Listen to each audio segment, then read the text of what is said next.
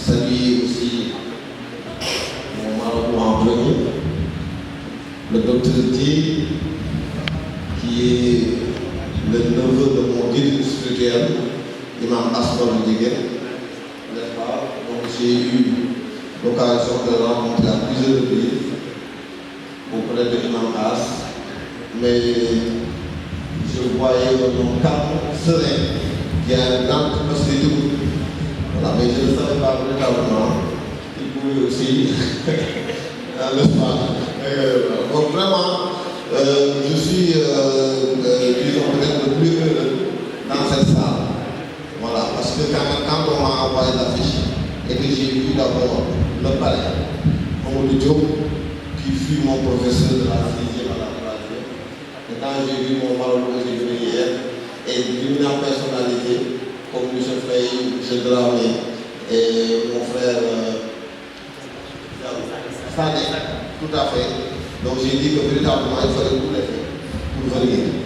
Et ce que j'ai laissé pour venir même, c'est même entre dans ce même siège d'entrepreneuriat numérique. Donc c'est une entreprise qui évolue dans le numérique, qui était en train de lancer son logiciel au lycée Alexis. Et je devais mobiliser les écoles privées.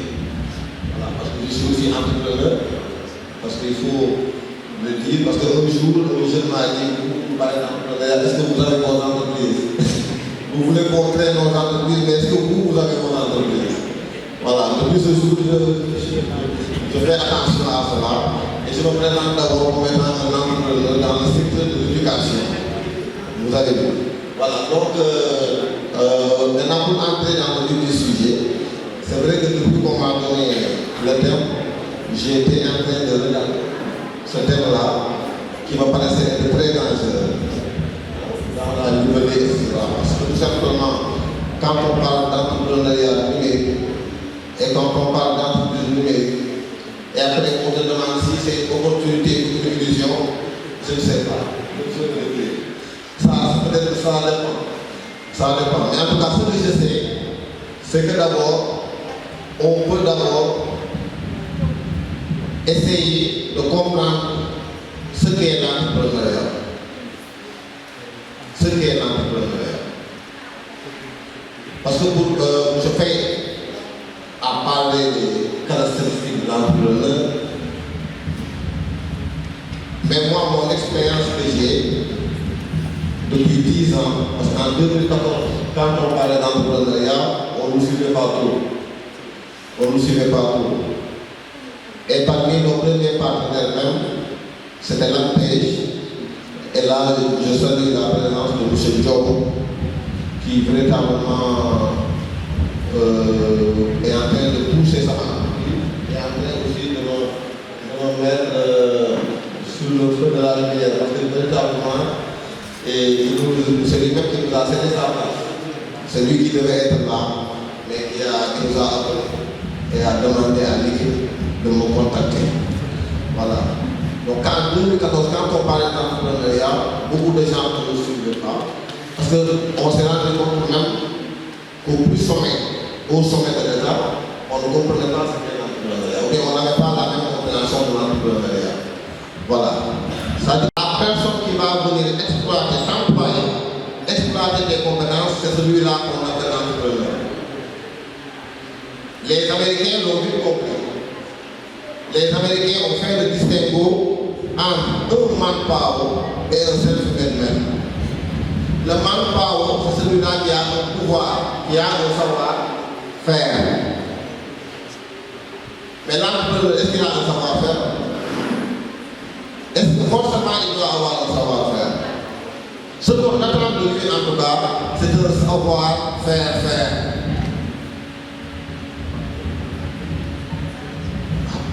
Et revenons avant qu'on parle d'entrepreneur et tout ça, les personnes qu'on appelait entrepreneurs, c'était des gens qui étaient dans le bâtiment. Dans le bâtiment. C'est cette personne-là qui vient, qui ne se salit pas, qui ne met pas la main à la pâte, mais celui qui supervise les travaux et celui même qui est en contact avec le client. C'est cette personne-là qu'on appelle entrepreneur. Donc l'entrepreneuriat n'est pas lié L'entrepreneur, comme l'a dit M. Faye, c'est quelqu'un qui sait saisir des opportunités, qui identifie un problème et qui prend un risque calculé pour y aller. Pendant longtemps, étant donné qu'on a beaucoup travaillé depuis 2016 avec les volontaires du corps de la paix américains, et donc vous savez que quand ces Américains viennent au Sénégal, ils appellent le Wolof pour le pouvoir. Mais on a eu à avoir 4 volontaires qui ont travaillé.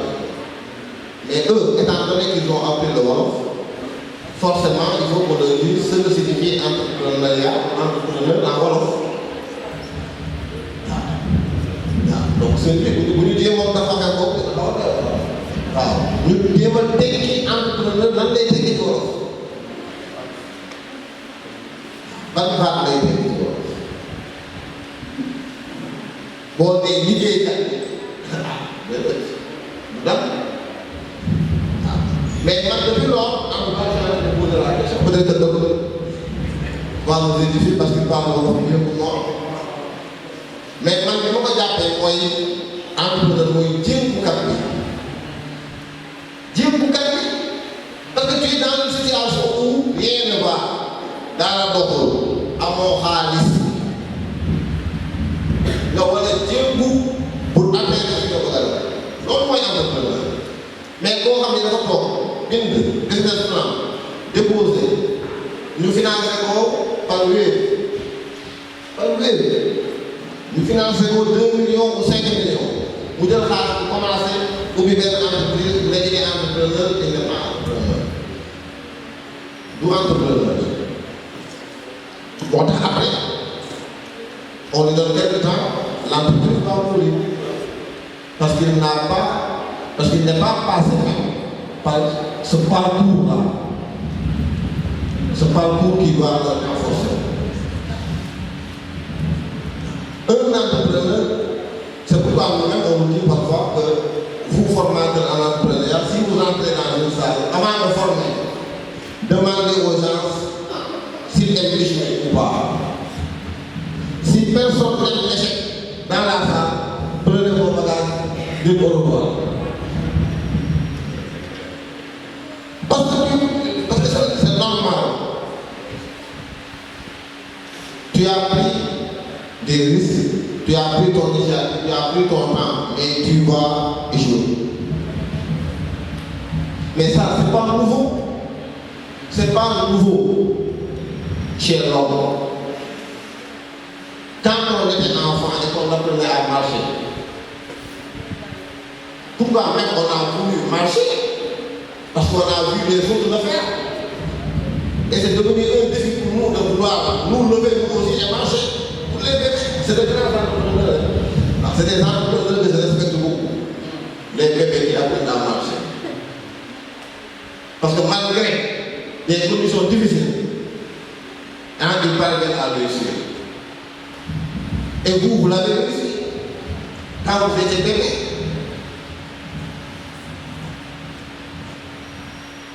Donc pourquoi est-ce que 20 ans après, 25 ans après, vous dites que vous n'êtes pas capable de faire ça?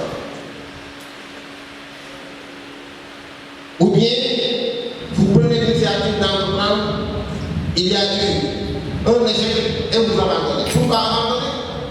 Est-ce que quand on apprenait à marcher, après qu'on est tombé à plusieurs reprises, est-ce qu'on a abandonné?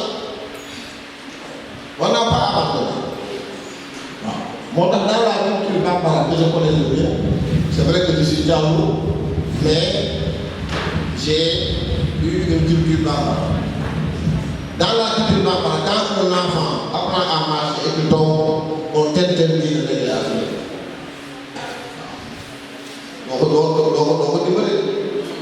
Mais c'est interdit. Même si tu es femme, et on connaît l'affection que la maman porte sur son bébé. Un bébé qui tombe, par exemple, master, double. Muy jooy nga ne ko master, double.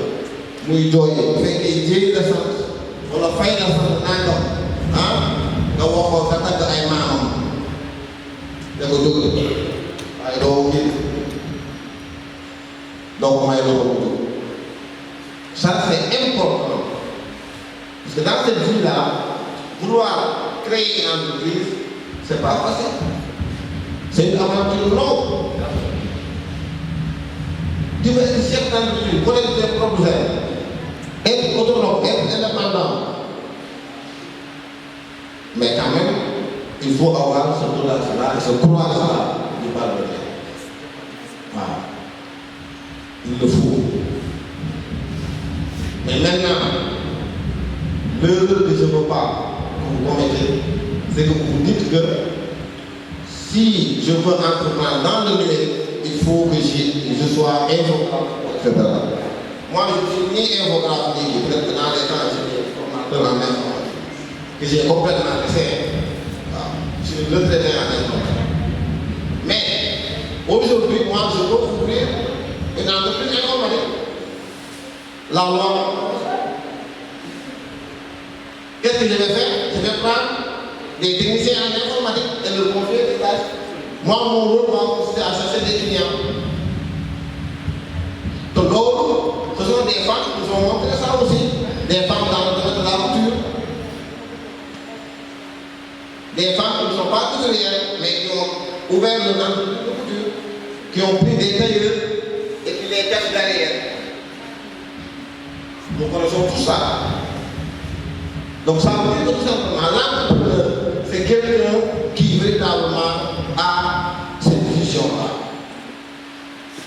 De pouvoir créer et surtout d'être dans la stratégie. Tout ce qu'on demande en entrepreneuriat, c'est la stratégie. Ce n'est pas l'argent, ce n'est pas l'autre type de moyens, c'est la stratégie. Monsieur Faye wax na léegi Porokhane xel kom ba la ñuy dégg baat bi fu mu dëgg xel mooy indi koom xel mooy indi koom te xel en français comme man je parle bien en français stratégie laa ko nekk stratégie toogal xool stratégie parce que su nga amee un besoin de 4 millions pour demander stratégie moo mën a réduire 4 millions boobu ba mu nekk 400 000 francs te 400 000 francs boobu boo defaatee stratégie mën na dem ba nekk leneen mu dem ba nul nga démarrer avec 0 un entrepreneur qui démarre avec 0 francs sinon bu ëllëgee bu nga tegee ci lu mel nii looy def. J'ai été à Foundiougne, on m'a demandé de compléter un groupe de panélistes parce qu'ils avaient invité des entrepreneurs. Mais l'un était absent. Ils m'ont dit qu'on doit être formateur, entrepreneur, viens, ils t'ont pas vu. Le premier année, il a commencé avec 20 000 francs. Tout le monde a applaudi. L'autre a dit qu'il a commencé avec 0 francs. Tout le monde a applaudi. Les clients devaient être le troisième formateur. Alors que moi, j'ai commencé avec une dette de 47 millions.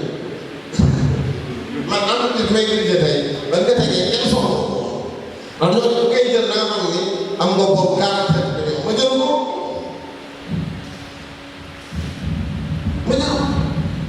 mais là, je vais convaincre rapidement. Avec quoi? Stratégie. Maintenant, les numériques, c'est des métiers. Comme je l'ai dit, soit on est homme de métier. C'est pourquoi parfois, on reproche aux artisans de ne pas être entrepreneur. Mais parce que ce n'est pas le domaine. Man ñaw yére la sama talent mi ci ñaw sama talent mi ci defal bijou sama talent mi ci defal leneen mais loolu et je le fais bien mais dans mon marketing xaw ma comment fixer un prix xaw ma. Maintenant, ce n'est pas mon métier. Moi, je maîtrise mon métier. Mais l'entrepreneuriat, ce n'est pas mon truc. Alors, c'est quelqu'un qui doit avoir le flair d'entreprendre, qui doit venir et travailler avec ces gens-là. Maintenant, l'entrepreneuriat aussi, là-bas aussi, il ne faut pas confondre. Un entrepreneur qui utilise le numérique pour vendre, il n'est pas un entrepreneur numérique. Peut-être que ce qu'on appelle entrepreneur numérique, c'est quelqu'un qui utilise les outils numériques qui vendent, par exemple, si c'est des produits, ils vendent des produits